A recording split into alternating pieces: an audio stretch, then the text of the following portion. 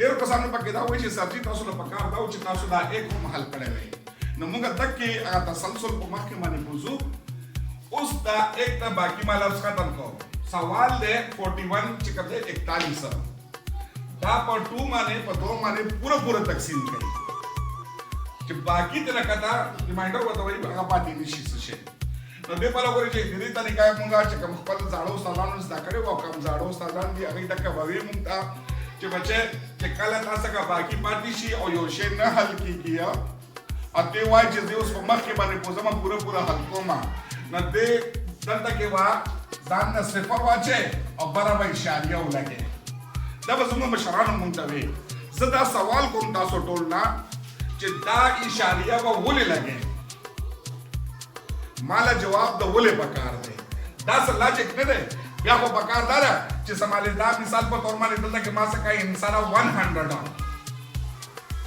او دا 100 چې کوم دی په یو صفر باندې خدا نه حل کیږي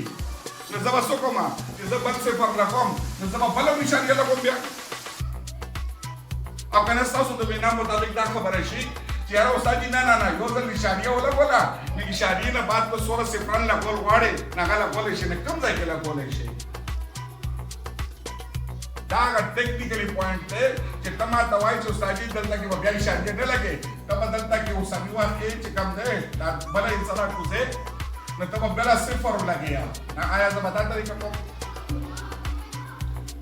دا کمی پیچیدګۍ په دې کې دلته راځي دا ټیکنیکل طریقې سره حل کول پکاري په دې وجه باندې چې یو سمجھ سره یو شی منتقل شي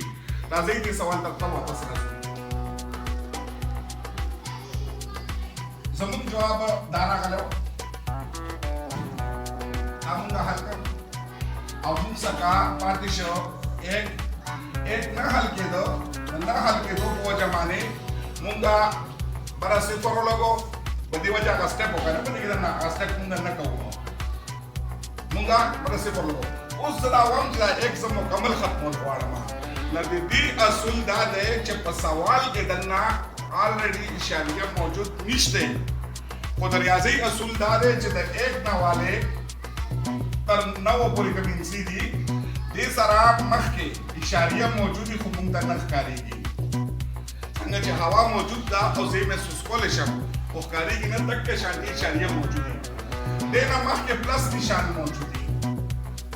دا موجود دی خو موږ ته ښکارېږي نه او د دې د لاندې بټا ایک چې کوم دی دا نشان چې کوم دی دا موجود دی آلریډي په دې ایک نه پس اشاریه شته بس ماشوم ته چې کله تصور وکړې ته ماشوم ته دا نه وایي چې برابر اشاریه ولګي او ته به صفر لګې نه ته په سوال کې مخکې نه اشاریه ولګو ته چې دا مکمل حل کې ته دلته کې دا تا د دې حلبندي وکړه دا اشاریه ولګوله اوس د اشاریې نه بعد چې ستا سوره میډ بیسس باندې صفران دي هغه ته لګولی شي که ستا یو پکار دی که دو پکار دي که سل پکار دي که زر پکار دي هلکو اوس ماله یو صفر پکار دی نو زه به لږ یو صفر وکړم دلته کې او یو صفر به زه دې ته ځای کې راکوز کړم ماشوم ته تصور وکړم لپاره دا ما څخه ټینشن ٹھیک ہے دو ټیبل به زه ووایم پاهړه به ووایم 2 پنجې 10 بشي ما په بره جواب کې لا اشاریه نه ده لګولې 2 پنجې 10 یا 2 5 10 صحیح شو ماینس 0 0 زموږ سوال مکمل حل شو اوس موږ یو لفظ استعمالو درجه